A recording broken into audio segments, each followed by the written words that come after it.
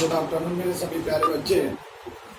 मैं राजेश त्रिपाठी आप सभी लोगों का महात्मा गांधी शिक्षा संस्थान में स्वागत करता हूं।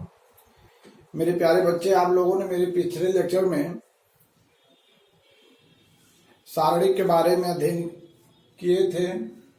आज हमें जो बताना है, सारणिकों के गुणधर्म कुछ बताने हैं, प्रॉपर्टी ऑफ डिटर्मिनेंट्स क्या होता है इसके बारे में बताना है। तो पहला जो होता है, यदि गुणधर्म फर्स्ट देखिए क्या होता है।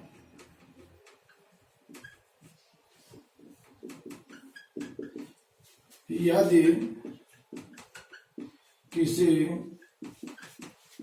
सारणिक के पंक्ति या स्तंभ को आपस में परिवर्तित कर दे तो सारणी के मान में कोई परिवर्तन नहीं होता। कैसे, आइए इसके एक एग्जाम्पल को देखा जाए कि यदि किसी भी सारणी के पंक्ति को स्तंभ में, स्तंभ को पंक्ति में अगर कन्वर्ट कर दिया जाए, बदल दिया जाए आपस में, तो भी सारणी के मान में कोई परिवर्तन नहीं होता है। कि एग्जाम्पल के तौर पर देखा जाए कि यदि कोई सारणी है जिसका मान 1 2 3 है, 4 5 6 7 8 9 है, तो यदि इनके पंक्ति को स्तंभ में कर दिया जाए, किसी एक पंक्ति को स्तंभ में कर दे, 1 2 3 कर दे, 4 5 6 कर दिया जाए और 7 8 9 कर दिया जाए, तो भी सारणी का मान अपरिवर्तित रहता है। अर्थात कहने का ये तात्पर्य है दोनों तो भी इक्वल होते हैं। जैसे कि आपको फर्स्ट एक्सरसाइज में ये बताया गया था, इस सारणी के मान को निकालने के लिए भी बताया गया था, ये प्लस होता है, ये माइनस होता है, ये प्लस होता है। तो आइए सारणी के पहले वैल्यू को, मापांक को निकाल लेते हैं। तो 1 को लिया जाता है, अंडरगोज ये होता है, ये अंडरगोज होता है, ये जो बचता है उन एलिमेंटों को लिख लेते हैं। तो 5 8 6 9, फिर जो आगे है -2 है तो 2 लिख दीजिए, ये अंडरगोज होगा, ये अंडरगोज हो जाएगा। 4 7 6 9, इसको भी आप नोट कर सकते हैं। फिर +3 है, इसको भी आप, ये अंडरगोज होगा, ये अंडरगोज हो जाएगा। ये 4 एलिमेंट बचते हैं, तो 4 7 5 एंड 8। अब इनको सॉल्व कर लीजिए, LHS को सॉल्व करिए, इसी तरीके से RHS को भी सॉल्व करेंगे। यदि दोनों इक्वल हो गया तो मान में कोई भी प्रभाव नहीं पड़ेगा। आइए इसको देखते हैं कैसे सॉल्व किया जाएगा। 9 का 5 में गुणा होगा, 5 9 45 - 8 6 48 हो जाएगा प्यारे बच्चे। 2 बाहर रहेगा, 9 4 36 और 7 6 42। फिर प्लस आपका 3 बाहर रहेगा, 8 4 32 और 7 5 35 हो जाएगा। अब इसको सॉल्व करिए, तो सॉल्व करेंगे तो 45 में से 48 जाएगा, तो सीधे -3 बचेगा। 36 और -42, 36 4 40 2 42 6 होगा, माइनस में वो भी -6 और -2 +12 हो जाएगा। ये 32 - 35 -3 होगा और 3 में मल्टीप्लाई तो -9 हो जाएगा।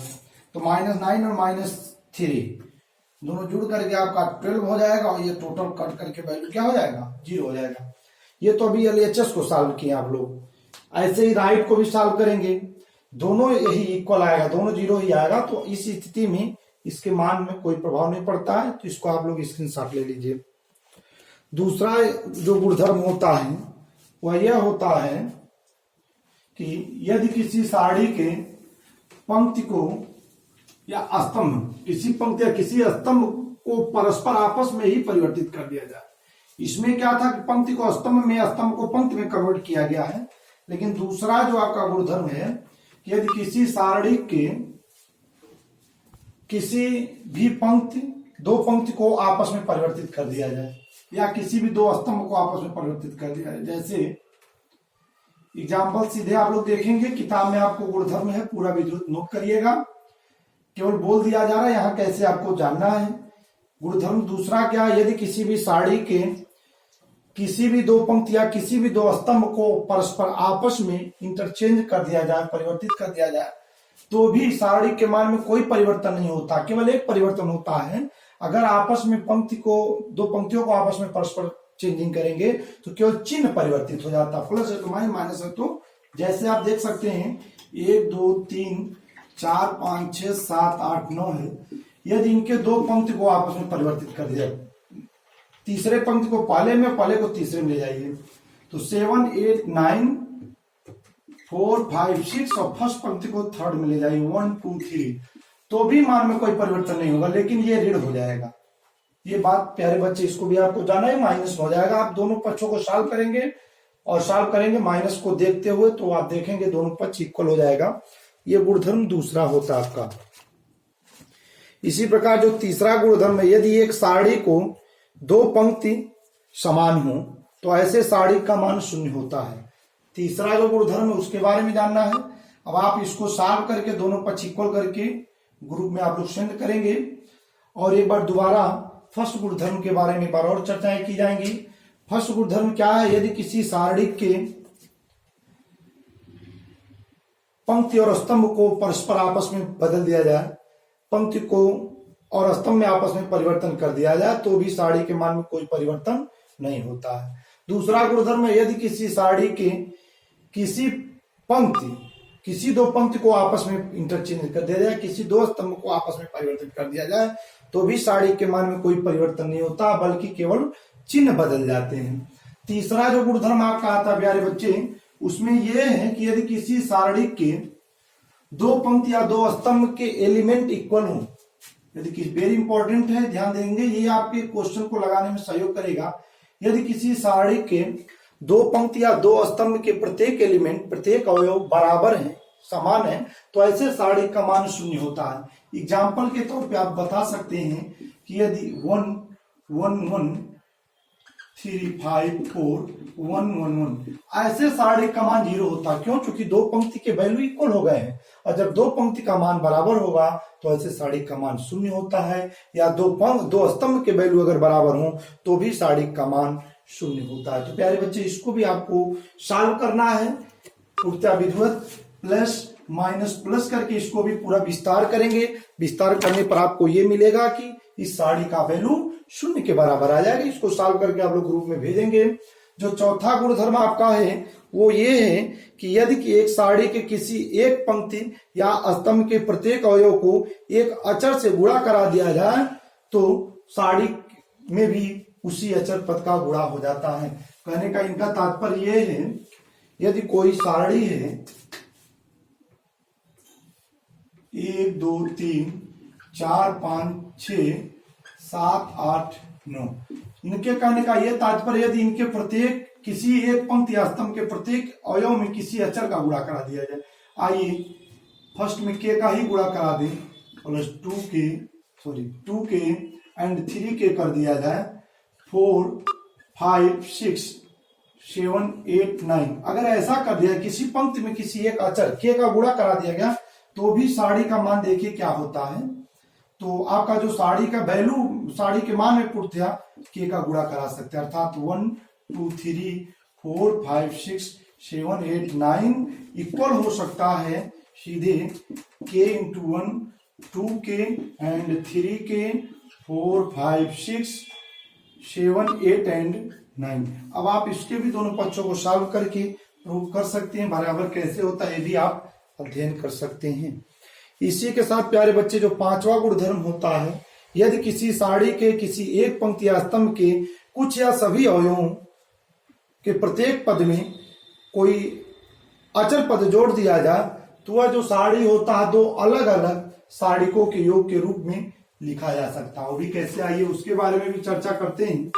यदि कोई सारणी है और उस सारणी के किसी भी पंक्ति के प्रत्येक अवयव या किसी भी स्तंभ के प्रत्येक अवयव में कोई भी अचर पद जोड़ दें, तो ऐसे सारणी को दो अलग अलग क्या कर सकते हैं, ऐसे सारणी को दो अलग अलग सारणिकों के योग के रूप में लिख सकते हैं। कैसे? मान लो 1 2 3 4 5 6 7 8 एंड 9, ये कोई सारणी है। तो इसमें कर क्या रहा कि यदि इसके प्रत्येक पद में कोई अचर जोड़ दिया जाए, प्रत्येक पद अर्थात किसी पंक्ति या स्तंभ के प्रत्येक पद में कोई अचर पद जोड़ दिया जाए,